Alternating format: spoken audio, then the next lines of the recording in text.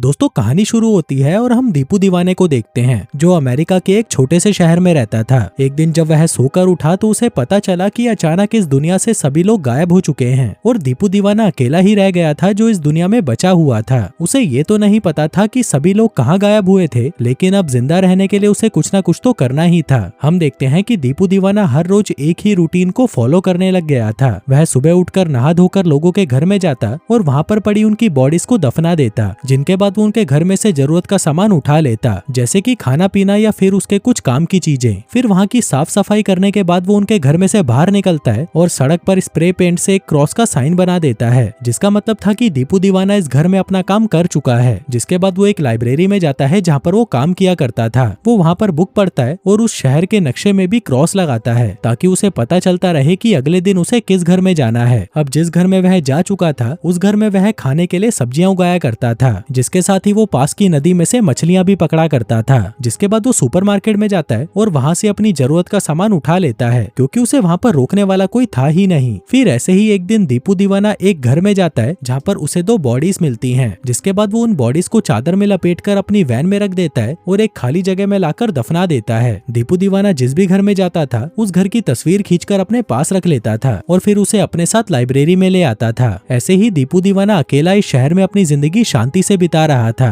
फिर एक रात दीपू दीवाना टीवी पर अश्लील फिल्में देखकर मुट्ठी मारने के बाद जब सोने जा रहा था तभी अचानक उसे एक जोरदार आवाज आती है। वो उठकर बाहर देखता है तो कुछ दूरी पर कोई पटाखे फोड़ रहा होता है। दीपू दीवाना ये देखकर घबरा जाता है, क्योंकि उसे तो लग रहा था कि सिर्फ वो ही इस दुनिया में अकेला बचा है। वो देखना चाहता था कि वहाँ पर कौन है, लेकिन उस वक्त काफी रात हो चुकी थी, इसलिए वह वहाँ पर सुबह जाने का फैसला करता है। फिर सुबह होते ही वो उस जगह पर जाता है जहाँ उसे सड़क के किनारे एक गाड़ी दिखाई देती है जिसका एक्सीडेंट हो रखा था। वो उस कार के अंदर जाकर देखता है तो वहाँ पर एक लड़की थी जो कि बेहोश पड़ी हुई थी। उस लड़की का नाम लौरा लेले होता है। दरअसल पिछली रात लौरा लेले ने कुछ ज्यादा ही दारू पी ली थी, जिस वजह से उसका एक्सीडेंट हो गया था। तभी दीपू दीवाना देखता है कि लौरा की पिछली सीट पर उसके सामान के साथ एक गन भी होती है। अब दीपू दीवाना उसे उठाकर अपने घर ले आता है और उसकी मरहम पट्टी करके उसे एक कमरे में बंद कर देता है, क्योंकि उसे डर था कि कहीं उठते ही लौरा लेले उसे कोई नुकसान ना पहुंचा दे, और उसके पास तो बंदूक भी थी। फिर कुछ देर बाद जब लौरा को होश आता है तो वह खुद को कमरे में बंद देखकर घबरा जाती है। वो उस दरवाजे को खोलने की कोशिश करने लगती है, पर तभी दूसरी तरफ से दीपू दीवाना उससे पूछता है कि क्या तुम्हारे साथ कोई और भी है। लौरा लेले कहती है कि मैं अकेली हूँ और कई दिनों से ऐसे ही भटक रही हूँ।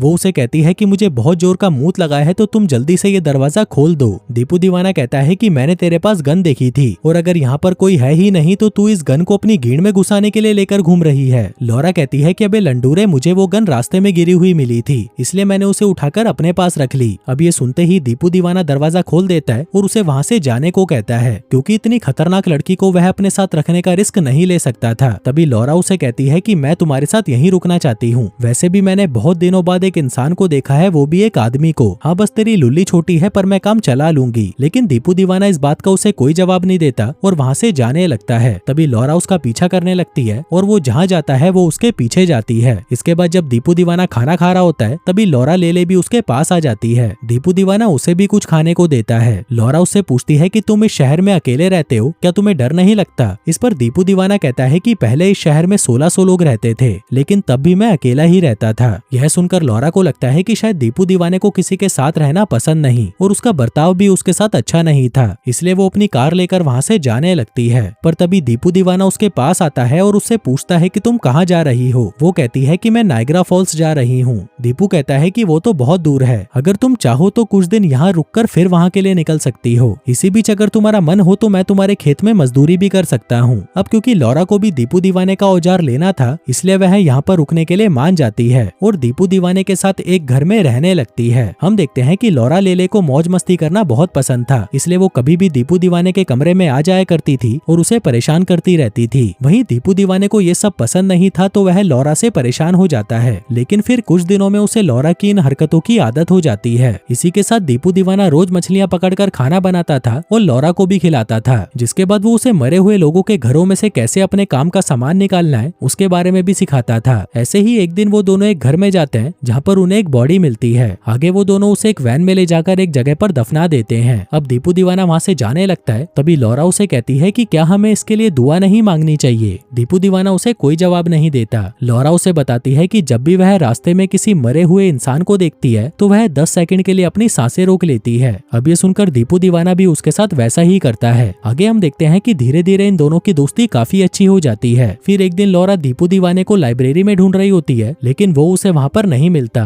वो तुरंत उस लाइब्रेरी के बेसमेंट में जाती है जहाँ पर दीपू दीवाने का ऑफिस होता है। वहाँ पर उसे कई तरह की फाइल्स मिलती हैं जिसमें लोगों के नाम और उनकी फोटोज थीं, जिनके घरों में से दीपू दीवाने ने अपना काम निकाल लिया था। लेकिन लॉरा लेले इस बात से हैरान थी कि दीपू दीवाना ऐसा क्यों कर रहा है, मतलब वह लोगों के घरों की फोटोज अपने पास क्यों रख रहा है। अब उसे वहाँ पर भी दीपू दीवाना कहीं नहीं मिलता तो वह साइकिल लेकर बाहर घूमने चली जाती है। इसी दौरान उसे एक घर में से कुत्ते के भौंकने की आवाज सुनाई देती है। वह घर के अंदर जाकर देखती है तो वहाँ पर एक कुत्ता अकेला होता है और उसके मालिक मर चुके होते हैं। लॉरा को उस कुत्ते पर तरस आ जाता है और वह उसे अपने साथ लाइब्रेरी में ले आती है। वहीं दीपू दीवाना भी होता है, पर उसे कुत्तों से एलर्जी थी, लेकिन फिर भी वह लॉरा को वो कुत्ता रखने देता है। वहीं लॉरा लेले उस कुत्ते को पाकर बहुत खुश होती है और उसका बहुत अच्छे से ख्याल भी रखती है। अब ऐसे ही कुछ दिन और बीतते हैं और अब दीपू दीवाना और लॉरा लेले साथ में मछलियां पकड़ने जाने लगते हैं। फिर एक दिन लॉरा देखती है कि उसके कुत्ते ने लाइब्रेरी की एक किताब को फाड़ दिया है। तभी दीपू दीवाना भी वहाँ पर आ जाता है और ये सब देखकर गुस्सा हो जाता है। लॉरा उससे माफी मांगती है और उस कुत्ते को उसे सौंप देती है, पर तभी वो कुत्ता दीपू दीवाने को काट लेता है। इसके बाद लॉरा लेले उसके हाथों पर दवा लगाती है, जिसके बाद वो दोनों सोने चले जाते हैं। फिर अगली सुबह लॉरा देखती है कि वो कुत्ता घर से गायब है। वो जल्दी से इस बारे में दीपू दीवाने को बताती है, जिसके बाद वो दोनों साथ में उस कुत्ते को ढूंढने निकल जाते हैं। दीपू दीवाना कहता है कि मैंने कुत्ते की रस्सी खोल दी थी ताकि वो मूतने जा सके, लेकिन ये सुनते ही लॉरा लेले उस पर गुस्सा करने लगती है। वो कहती है कि मैं पहले से ही अपनी जिंदगी में दुखी और अकेली थी, लेकिन जब से वो कुत्ता आया था तब से मैं खुश रहने लगी, लेकिन तुमने मुझसे वो खुशी भी छीन ली। दीपू दीवाना कहता है कि चिंता मत करो, वो कुत्ता मिल जाएगा। अभी दोनों बहुत देर तक उस कुत्ते को ढूंढते हैं, पर वो उन्हें कहीं नहीं मिलता। लॉरा को लगता है कि दीपू दीवाने ने उस कुत्ते को जानबूझकर छोड़ा था ताकि वो उससे छुटकारा पा सके। जिसके बाद वह घर आकर बहुत ज्यादा दारू पीने लगती है। फिर वो लाइब्रेरी की बेसमेंट में से उन फोटो को लाकर उन्हें दीपू दीवाने को दिखाती है और उससे पूछती है कि तुम ये फोटो क्यों अपने साथ लेकर आते हो, क्योंकि तुम्हारे अंदर तो कोई फीलिंग्स ही नहीं है। तुम लोगों की बॉडीज को ऐसे दफनाते हो जैसे वो कोई चीज हो। तभी दीपू दीवाना उसे अपनी कहानी सुनाने लगता है। वो उसे बताता है कि पहले मैं ऐसा नहीं था और मेरा भी एक परिवार हुआ करता था, लेकिन उनके जाने के बाद मैं ऐसा हो गया। फिर अगले दिन दीपू दीवाना लॉरा को ग्रीन हाउस दिखाता है जहाँ पर वो सब्जियां उगाया करता था। अब यहाँ आकर लॉरा को बहुत अच्छा फील होता है, जिसके बाद दीपू दीवाना उसे अपने साथ घरों की साफ सफाई जारी रखने को कहता है, जिसके लिए लॉरा भी मान जाती है। इसके बाद वो दोनों बहुत सारे घरों को साफ कर देते हैं। वहीं लॉरा लेले दीपू दीवाने की खाना बनाने में भी मदद किया करती थी। फिर ऐसे ही घरों को ढूंढते ढूंढते एक दिन लॉरा को एक ऐसा घर दिखाई देता है जिसमें वो लोग अभी तक नहीं गए थे। तभी वो एक वॉकी टॉकी की मदद से दीपू दीवाने को भी वहाँ पर बुलाती है। आगे उसे इस घर में एक औरत की बॉडी मिलती है।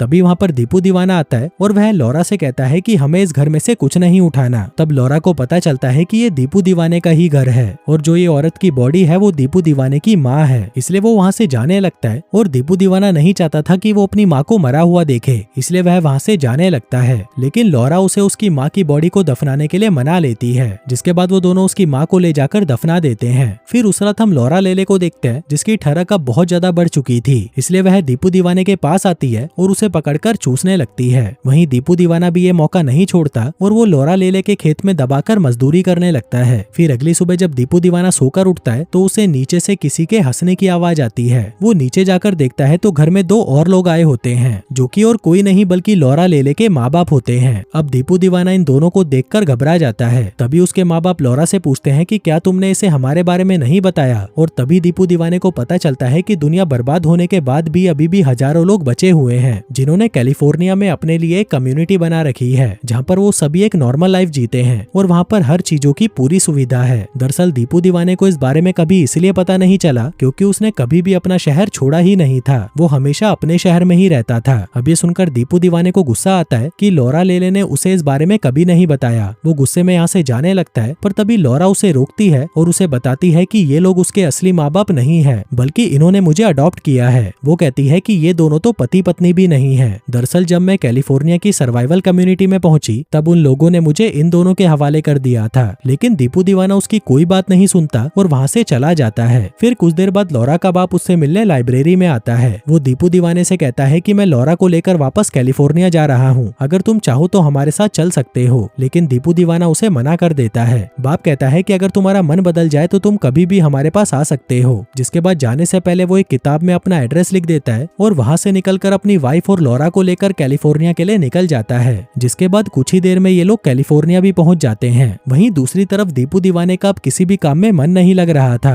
और उसे बार बार लौरा की याद आ रही थी। दरअसल वो इतने दिनों से लौरा के साथ था कि अब उसे उसकी आदत हो चुकी थी, इसलिए वह फैसला करता है कि वो लौरा लेले से मिलने कैलिफोर्निया जाएगा। जिसके बाद वह लाइब्रेरी जाता है और लौरा के बाप ने जिस किताब पर अपना एड्रेस लिखा था उसको देखता है और फिर गाड़ी लेकर वहाँ से निकल जाता है। जिसके कुछ देर बाद वो भी उस जगह पर पहुंच जाता है। वो दूर से उस शहर को देखता है जहाँ पर बहुत सारे लोग रह रहे थे। फिर कुछ देर बाद वो लौरा लेले के घर पर पहुंच जाता है। वो देखता है कि उसके माँ बाप अपने कमरे में होते हैं। दीपू दीवाना चुपके से उसके घर में घुस जाता है और लौरा से मिलने उसके कमरे में आता है। वो देखता है कि लौरा अपने बेड पर थी, पर वह किसी मशीन से जुड़ी हुई थी। दरअसल ये मशीन एक मेमोरी मिटाने की मशीन थी, जिसकी मदद से लौरा अपनी सारी बुरी यादों को मिटाकर एक नई शुरुआत कर पाएगी। तभी दीपू दीवाना उसके पास आकर उसे उठाता है और उसे बाहर ले जाने लगता है, पर तभी वहाँ पर लौरा का बाप आ जाता है और उसे वापस बेड पर जाने को कहता है। वो दीपू दीवाने से कहता है कि अगर हमें आगे बढ़ते रहना है तो हमें अपने पास्ट को भुलाना होगा, तभी हम अपनी जिंदगी को शांति से जी पाएंगे। वहीं लौरा लेले अपने बाप के हाथ में गन देखकर डर जाती है और तभी वो अपने बाप को ही गोली मार देती है। वहीं लौरा की माँ को इससे कोई फर्क नहीं पड़ता, क्योंकि वो आदमी तो उसका असली पति भी नहीं था। हम देखते हैं कि उसकी माँ को अभी भी अपनी पिछली जिंदगी और अपनी खोई हुई बेटी याद थी, भले ही उसने अपनी सारी यादें मिटा दी थी। जिसके बाद वो वहाँ से चली जाती है। आगे जब दीपू दीवाना और लौरा लेले वहाँ से निकल रहे होते हैं, तभी वह रास्ते में बचे हुए लोगों को देखते हैं जो कि बहुत खुश दिख रहे थे। वो लोग अपनी पुरानी यादों से अनजान अपनी जिंदगी में आगे बढ़ चुके थे। आगे दीपू दीवाना और लौरा लेले वहाँ से निकलकर वापस उसी टाउन में जाने लगते हैं जहाँ पर वो लोग पहले अपनी जिंदगी खुशी खुशी बिता रहे थे। और दोस्तों, इसी के साथ ही ये कहानी यहीं खत्म हो जाती है।